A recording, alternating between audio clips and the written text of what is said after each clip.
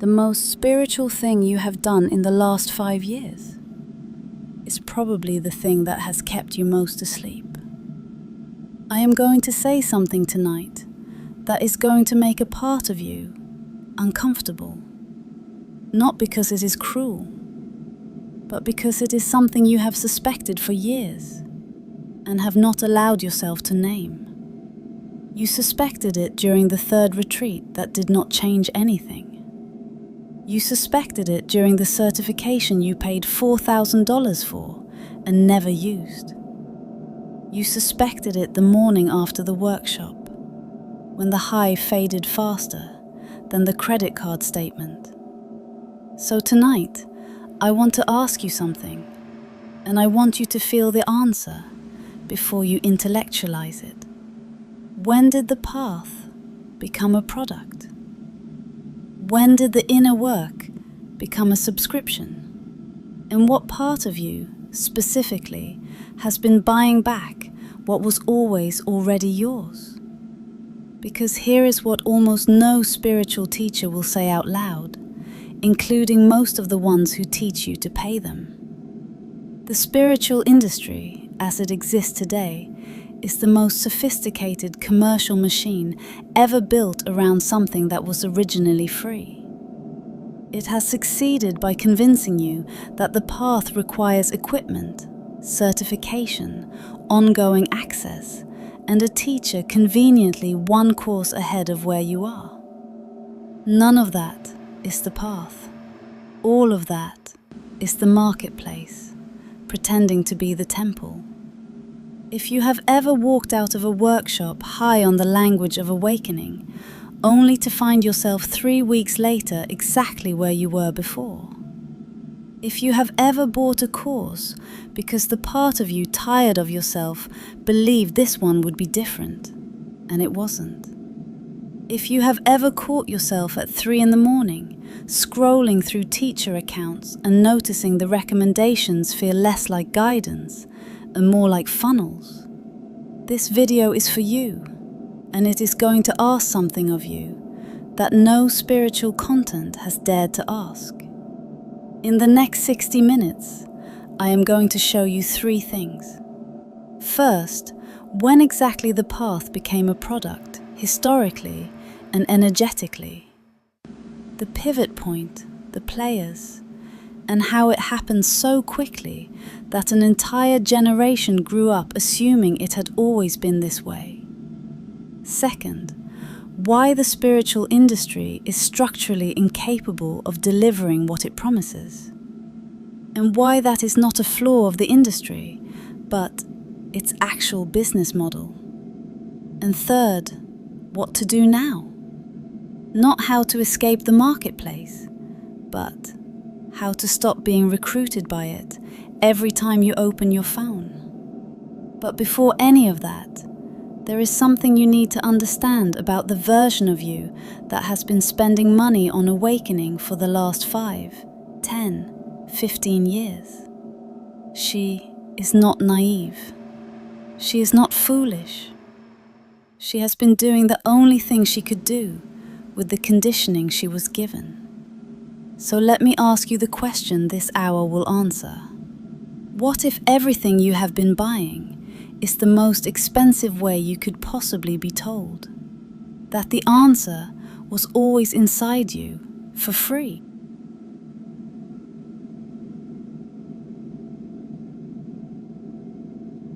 For most of human history, the path to your own soul was free. You have to let that sentence land before I continue. Because the world you live in, the spiritual world specifically, has been so thoroughly commercialized that the idea of free access to depth sounds almost suspicious. As if anything truly transformative could not possibly be unmonetized. That suspicion is the conditioning. For thousands of years, in nearly every tradition that has survived, the deepest teachings were not sold, they were transmitted. The Vedic teachers gave instruction in exchange for service, or for nothing at all. The Desert Fathers had no curriculum. The Sufi sheikhs had no enrollment fee. The forest monks of every continent took alms and gave teachings. And the alms were not the price of the teaching. They were a separate practice entirely. Now, compare that to what you experience as spiritual content today. Tiered subscriptions, mastermind levels, founders' rates that expire on Sunday, inner circles, VIP access to the teacher who, in any prior century, would have been sitting under a tree.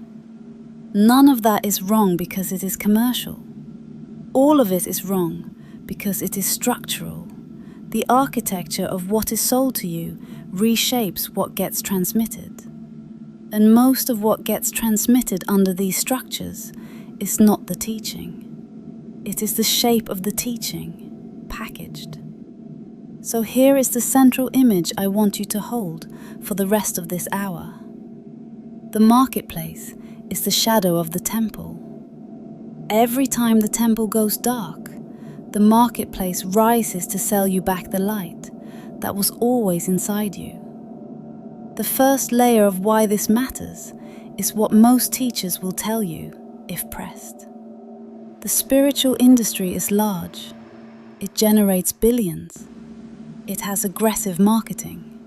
All true, all correct, all also irrelevant. Because the size of the industry is not the issue. The issue is what its size requires of it.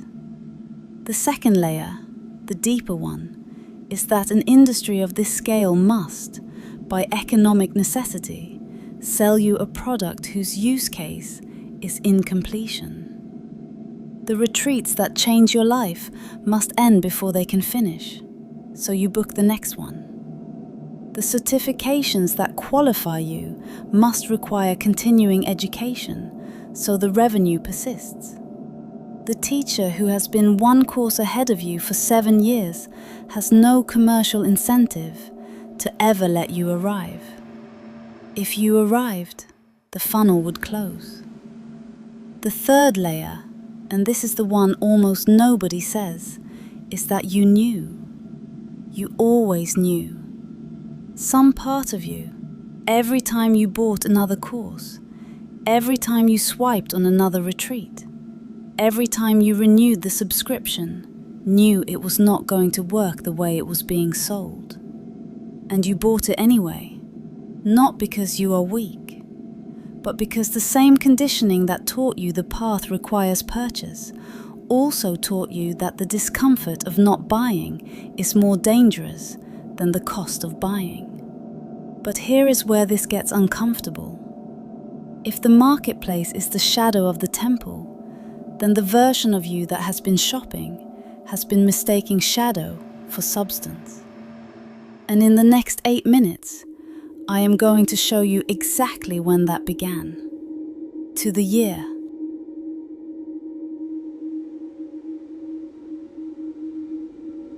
So let me tell you exactly when the path became a product. The pivot did not happen in a single year, but there is a window roughly between 1971 and 1995, when the architecture of Western spirituality fundamentally reshaped itself. Before that window, the dominant structure was lineage and direct transmission. After that window, the dominant structure was content and direct payment. In the late 1960s, when Eastern teachers began arriving in the West in significant numbers, most of them did not charge for teachings. Donations were accepted. Ashrams were sustained by community, but the teaching itself was not the product. By the mid-1990s, that had inverted. Workshops cost $300, then $600. Then weekends in Sedona priced at $2,000. By 2010, the certification economy was fully operational. By 2020, the subscription economy. Now, here is what most teachers miss about this transition. It was not a moral failure. It was a market response. When the West became spiritually hungry and the institutional churches stopped feeding it, a vacuum opened. And vacuums, in capitalist economies, do not get filled by saints. They get filled by entrepreneurs. Some of those entrepreneurs were sincere. Some were brilliant. Some had real teachings. But the moment the path required a payment processor, something structural shifted that even the sincere teachers could not undo. Because once a teaching is delivered through a transaction, the relationship between teacher and student becomes vendor and customer. And vendors and customers operate by laws that have nothing to do with the soul. Imagine a woman, 43 years old. She has spent, conservatively, $28,000 on her own awakening over the last decade. Workshops in California, plant medicine ceremonies in Costa Rica, 3 different certifications she does not use, a meditation app subscription she opened twice, a teacher's mastermind she joined and quietly left after 8 months. If you asked her how much she has changed, she would tell you that she is more aware, more tools, more language. If you asked her if she is more at peace, she would pause. She has been told by every teacher she has paid that the answer is the next level, the next certification, the next retreat, the next teacher's offering. What no one has told her is that the answer was already complete by year 3. And the only thing the next 8 years have done is add layers of language between her and the simple, free, austere thing she actually needed to do. Most teachers will tell you that more learning is the path. They are wrong. At a certain point, more spiritual content is not depth. It is just a different kind of distraction, purchased instead of scrolled. But everything I just told you about how this happened is only half the story. Because there is a second reason the marketplace was able to take the temple's place. And it has nothing to do with money. It has to do with what we lost the ability to do alone.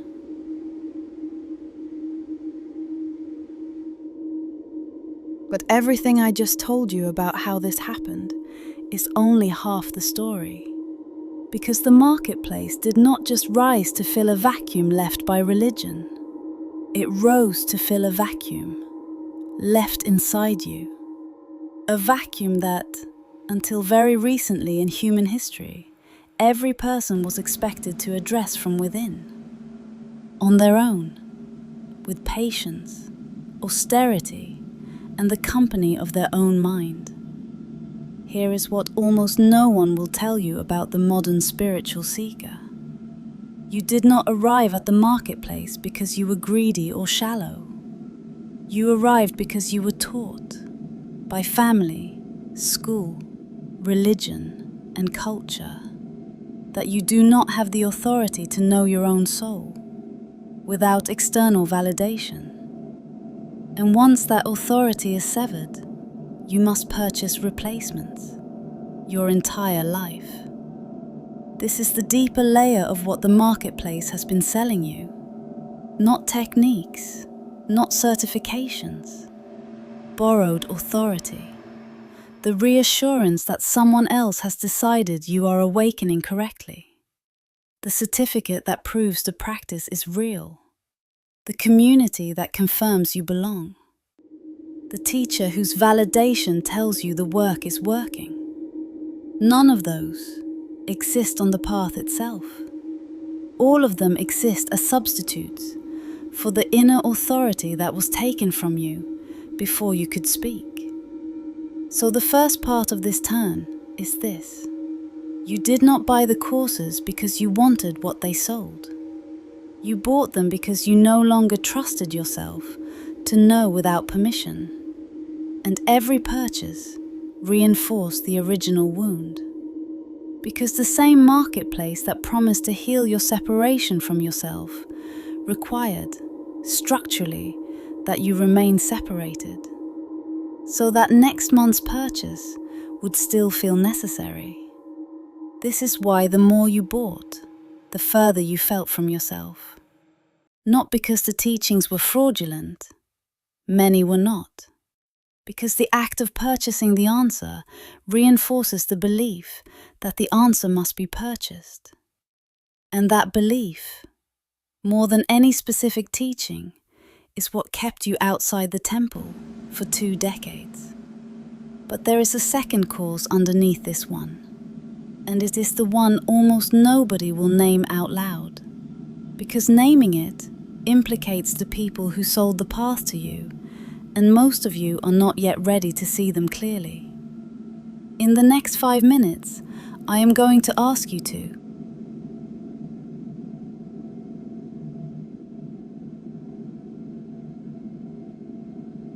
This is the second cause beneath the first.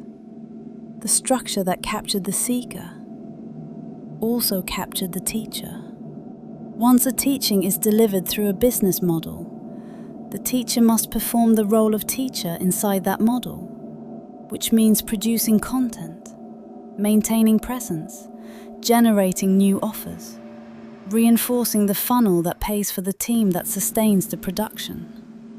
None of which is the teaching. All of which is the marketplace, requiring the temple to behave like a store. Some teachers see this clearly and quietly leave the marketplace.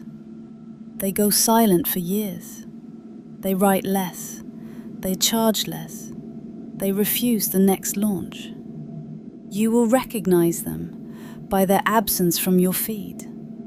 Most do not leave. Most are trapped by the team they built, the audience they cultivated, the income they cannot easily replace, and the slow erosion of the original transmission that brought them to teaching in the first place.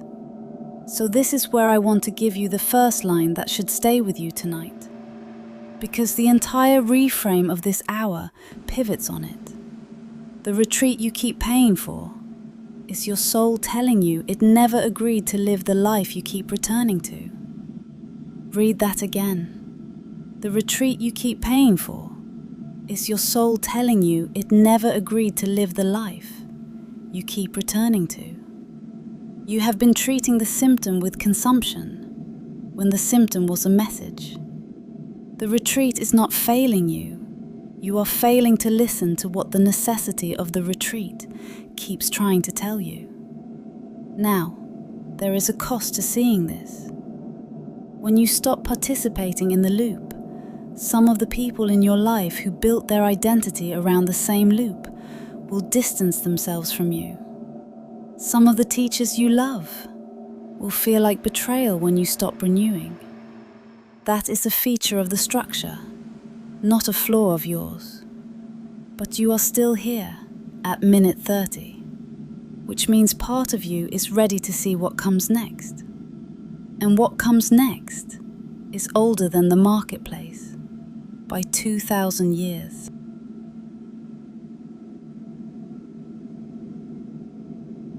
In the year 63 after Christ, in a villa outside Rome, an old man sat down to write a letter to a young friend named Lucilius.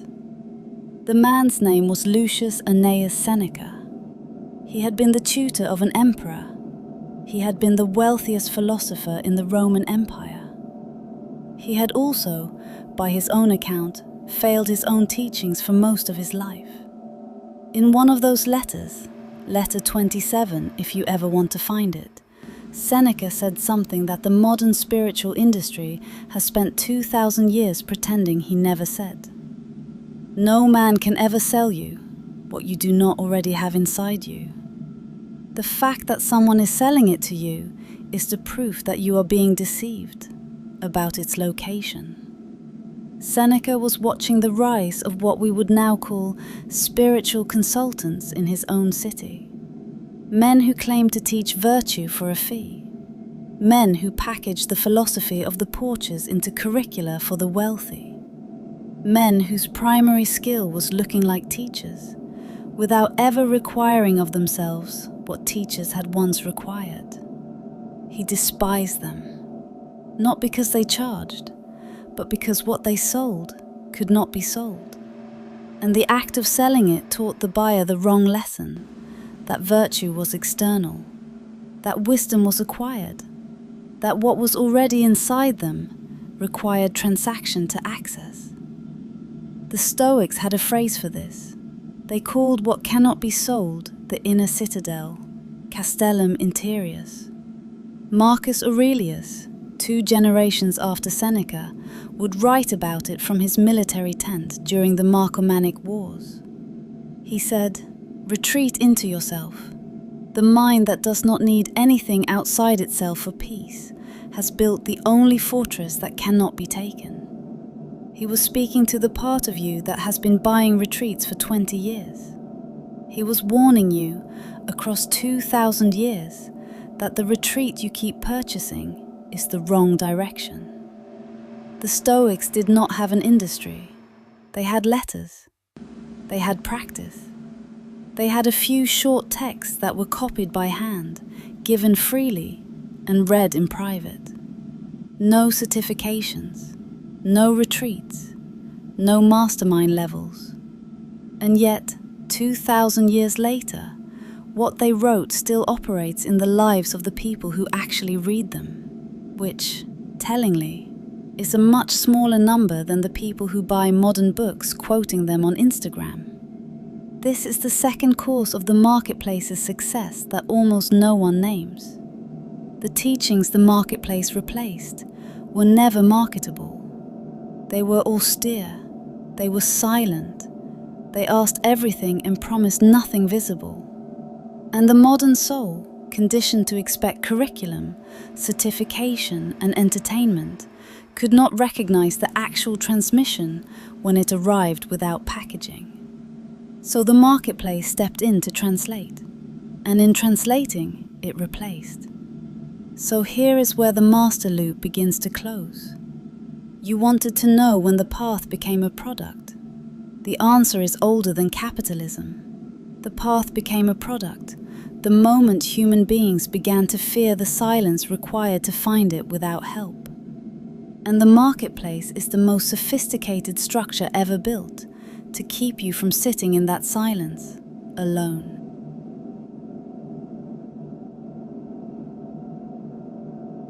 There was another Stoic philosopher I have not mentioned yet. He was born a slave.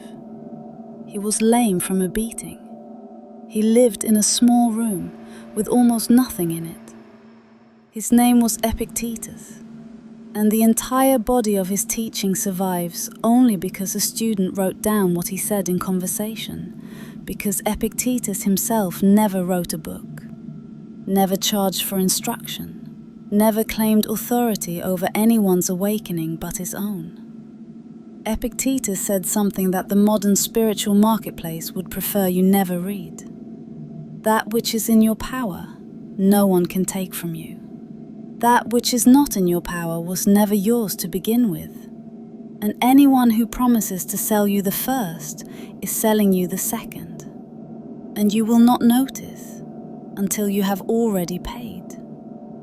Read that again. Anyone who promises to sell you the first is selling you the second. And you will not notice until you have already paid. He wrote that 1900 years ago. He was describing your bank statement.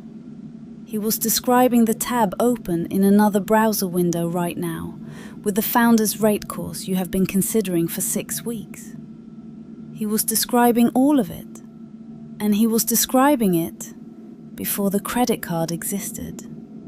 Which brings me to the second line I want you to remember tonight, because it is the line that, if you understand it, will reorganize what you do with your money, your attention, and your search for the rest of your life. What cannot be bought cannot be sold to you.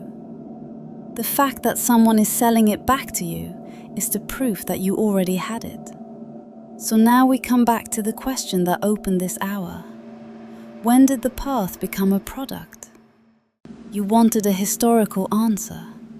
What you are receiving is older. The path became a product the moment a human being lost the capacity to sit alone with the silence required to know themselves. And the marketplace, every marketplace from Rome to your phone, has existed to monetize that loss. But here is what neither Seneca nor Epictetus could have known about your particular moment. In the next 8 minutes, I am going to tell you something the Stoics did not see, because it had not yet happened in their century. The marketplace, as it now operates, has produced a side effect even its architects did not anticipate. It is teaching an entire generation to recognize counterfeit awakening at speed. And that, paradoxically, is the door. So before this block ends, I want to ask you to do something. Place one hand on your sternum and ask the part of you that has been buying for 1 decade, 2, 3, one question.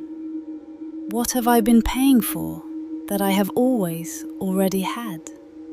Whatever rises, do not soften it. Do not edit it.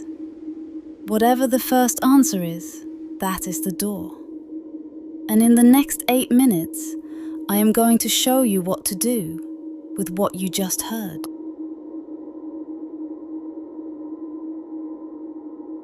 If you placed your hand on your sternum at the end of the last block, then a sentence has already begun to rise. You may not have words for it yet, but it is in motion now. So here is the surface answer to the question that opened this hour. When did the path become a product? On the surface, the path became a product when human beings collectively lost the discipline of sitting in silence with their own minds.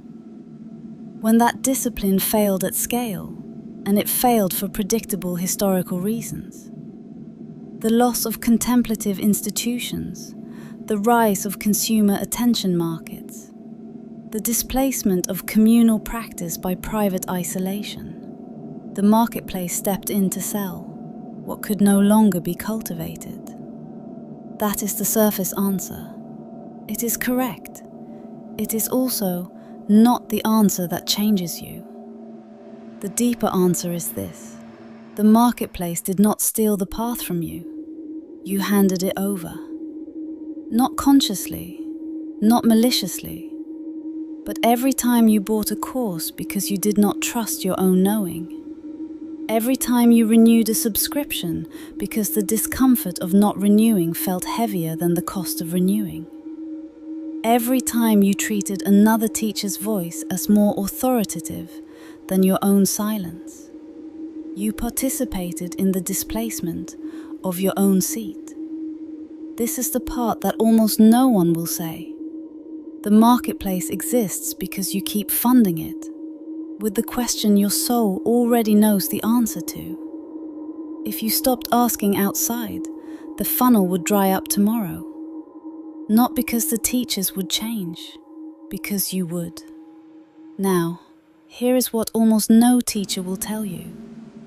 The reason the marketplace exists in this scale, in this sophistication, in this exact decade, is because the marketplace is the last externalization before the recall. The marketplace is not the enemy of awakening. The marketplace is the saturation point that finally exhausts the seeker into stillness. You have to buy enough to realize that nothing you bought worked. You have to attend enough retreats to realize that the high keeps fading. You have to be sold the answer enough times to finally suspect that what you were sold was the obstacle, not the path. So here is the line. You did not need any of it. You needed enough of it to find out you did not need any of it. The marketplace was your apprenticeship in disillusionment. You were not deceived. You were being graduated. And tonight is the graduation.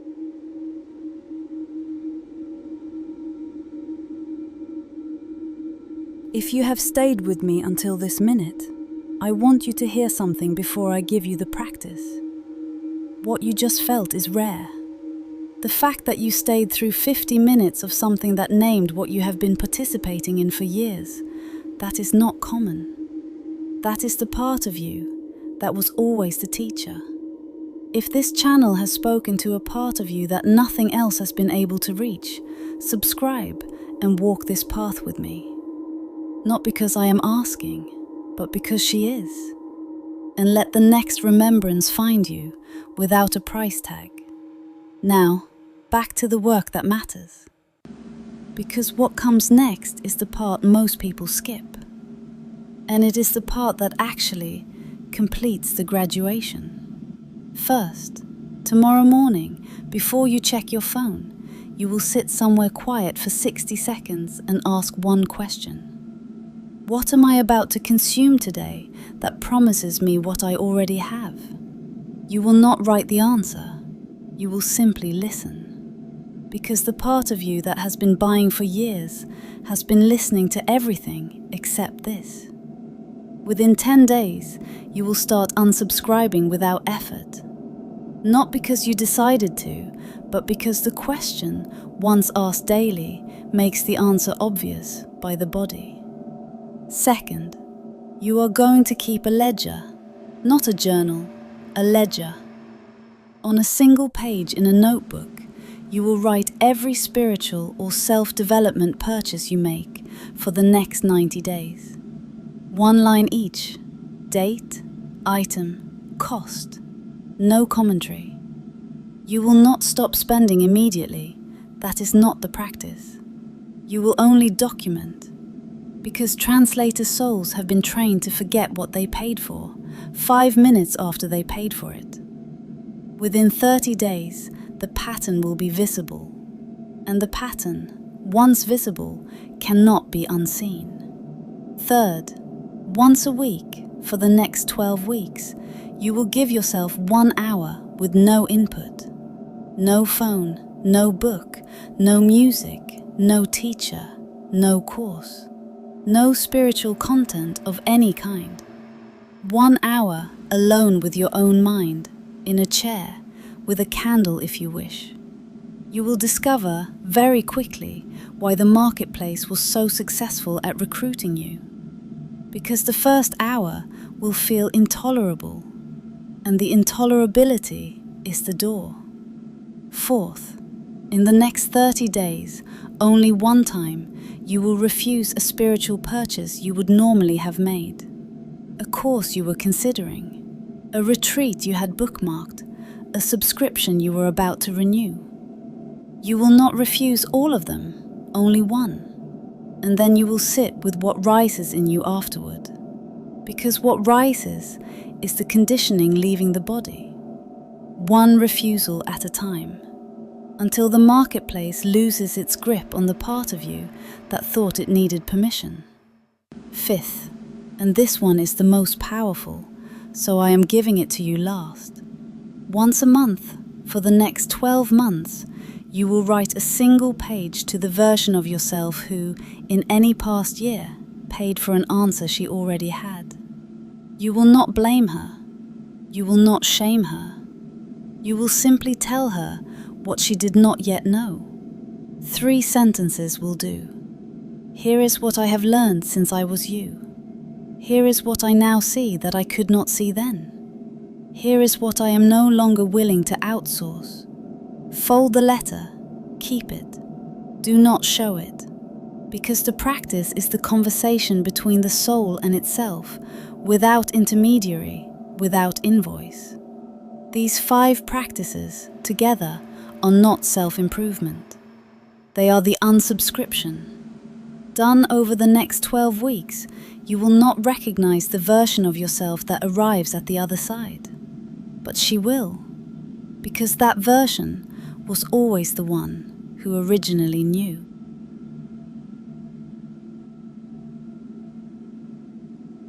It has been an hour. Something shifted in you in the last hour. You may not name it yet. You do not have to.